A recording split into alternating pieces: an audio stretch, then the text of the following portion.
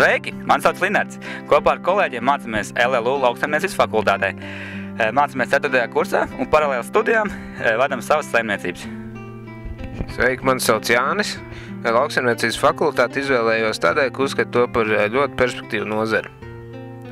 Sveiki, es esmu Jānis un mēs jums parādīsim, kāpēc studēt lauksaimniecību.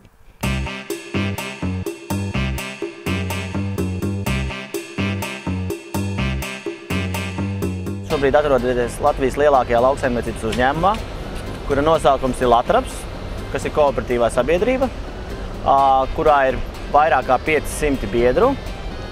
Ar kopējo hektāru platību varētu būt ap 200 000. Es, protams, melošu, jo es nezinu precīzi, ja? Bet es tā pieņemu, ka tas tā varētu būt, varbūt pat vairāk. Ja? Uzņēmums ir dibināts 2000. gadā, šī vieta tika iegādāta 2001. gadā, ja nemaldos. Ja? Tad 2003. gadā tika uzbūvēts šis pirmais komplekss. Viņš bija viens no pirmajiem šāda veida kompleksiem Latvijā. No šeit ir ieguldīta daudz naudas, kas ir vairākos miljonos mērām. Ja? Tā nauda, protams, iesākumā ir aizņemta no bankas, bet zemnieki ir arī paši tie, kas šo kredītu lēnām arī atmaksā. Ja? Un tikai pateicoties šim te, ka Latraps ir šādā veidā attīstījies, ja? Mēs esam šobrīd spējīgi diktēt tirgus situāciju. Latvijas graudu tirgu ir beigusies zināmu lielo dzirnavnieku patvaļa, ja?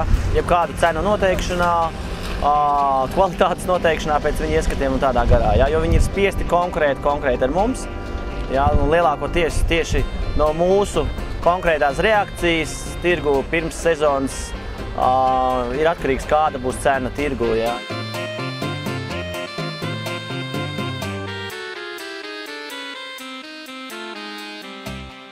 Šeit jūs redzat šobrīd sezonas laiku, kad tiek pieņemti graudi, rapsis, tiek tirgoti un vesti prom minerāli mēsli un ķīmija, viss, kas nepieciešams zemniekam uz lauka ir. Graudu pieņemšana, pilnā sparā žāvēšana, tīrīšana, arī viss tas notiekās. Mazliet tālāk jau sāk lēnām uzņemt apgriezienu ceļas spiešanas ceha darbība, ja? Un viss, kas ar to saistīts. Ja? Tad visu laiku notiek liela kustība.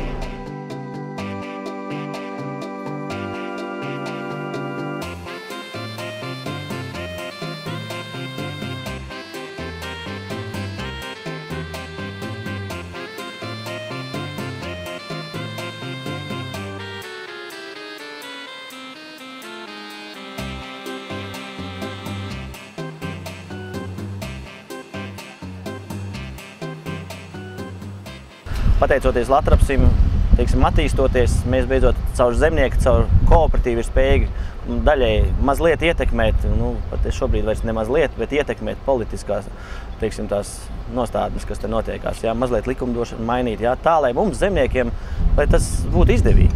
Jā, nevis kāds pateica no Eiropas, kā tas būs un ko mēs darīsim. Jā.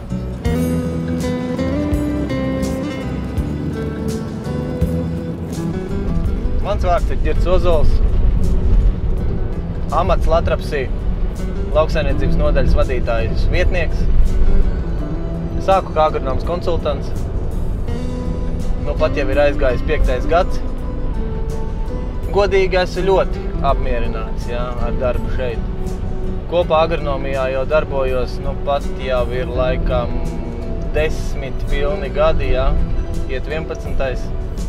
Tā kā ir iekrāta arī zināma pieredze un tas viennozīmīgi palīdz visā darbā, ko es daru. Iestājos 94. gadā lauksaimniecības fakultātē agronomos, pabeidzu 98. gadā.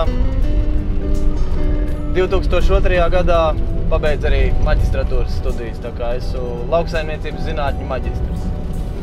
Kad es studēju, tad vispār nebija skaidrības, kas notiks ar agronomu profesiju, vai vispār būs iespējams dabūt darbu, bet kaut kā sajūta bija, ka šis ir piemērots amats. Kaut vai tāpēc, ka man tēvs ir bijis agronoms, jā, es jau esmu 2. paudzē agronoms.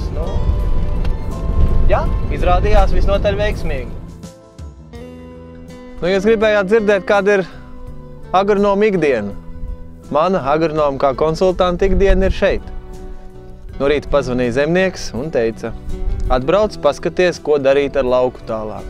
Nu, tagad es esmu uz lauku un, bieži vien arī bez paša zemnieka vai īpašnieka klātbūtnes apskatos, un tad arī kopīgi izlemjam, ko darīt. Šeit konkrētajā gadījumā ir iesēts ziemas rapsis, ļoti savlaicīgi, lai neteikt, ka pat ļoti agri, 27. jūlijā, kas ir, būsim godīgi, aptuveni nedēļu pirms optimālā sējas termiņa. Bet ar šo pašu zemnieku jau pagājušajā gadā mēs darījām tādu, sauksim to pa eksperimentu, kas izdevās ļoti veiksmīgi, un arī šogad mēs uz to ejam. Lauksaimniecības fakultāti es pabeidzu 2002. gadā, tas jau būs 7 gadi atpakaļ, un bez jebkādiem akadēmiskajiem vienā piegājienā, un kāpēc aizgāju pagarnomu mācīties? Tāpēc, kad esmu pats no laukiem, dzimis audzis strādājis, un tas likās diezgan, tāds ārots, amats, ja tā varētu teikt, kurš patīk, un principā tā, kad ja tā padomā, es pat nezinu, ko citu vēl varētu darīt. Un šo izvēli neesmu nožēlojis un domāju, ka arī strādāju un strādāšu turpmāk ar lauksaimniecībā.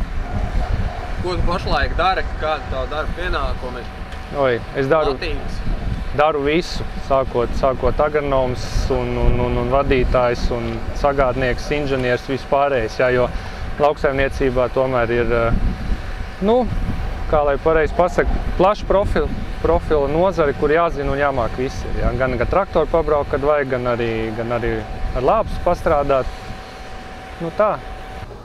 Runājot par mūsdienu tehnoloģijām, ka tagad jau datori visur, tā arī modernajā lauksaimniecības tehnikā ir datori. Datori tas vairāk asociējās ar uzskaiti, ar to, ko mēs esam padarījuši dienas gaitā, sezonā un varbūt tam arī vairākos gados un kultūrās, ko mēs vācam. Varētu saukt tā, ka šis dators parāda visu uzskaiti, ko šis kombaina smalcinātājs ir padarījis, teiksim, dienas laikā. Protams, var redzēt stundas laikā, cik viņš patērējis degvielu, cik viņš sasmalcinājis tonnas, cik hektārus. Te var ievadīt visus, teiksim, cik smalki vajag smalcināt un ievadīt laukus, kurus viņš atstāja, teiksim, atmiņā, un pēc tam var izanalizēt, teiksim, degvielas patēriņu, darba ražīgumu, un to mēs arī redzam no šīs mazās kastītes, kas teiksim, parāda visu, kas ir vajadzīgs, un varbūt reizēm arī tas, kas arī nav vajadzīgs. Nākotne lauksaimniecībā.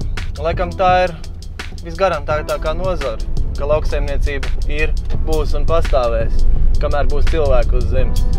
Jo ēst mums vajadzēs vienmēr un visiem. Ja, teiksim, jaunas mašīnas tu vari nepirkt, tehnoloģijas arī kādu gadu, divus var nepirkt, ēst tu pirksi katru dienu.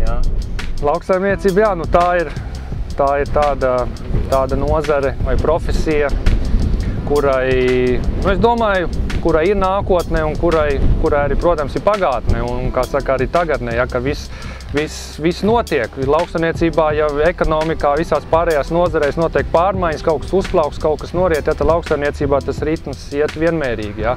Pasaulē cilvēku skaits paliek arvien lielāks un lielāks. Cilvēki gribēs ēst un arī nākotnē daudz ēdīs, un mums ir jāspēj saražot ēdamais. Tādēļ es aicinu visus studēt lauksaimniecību, nākt mācīties par agronomu, prast, izaudzēt, būt savas zemes saimniekam. Ne jau slinkojot un pūstot, Latviju tauta zels un plauks.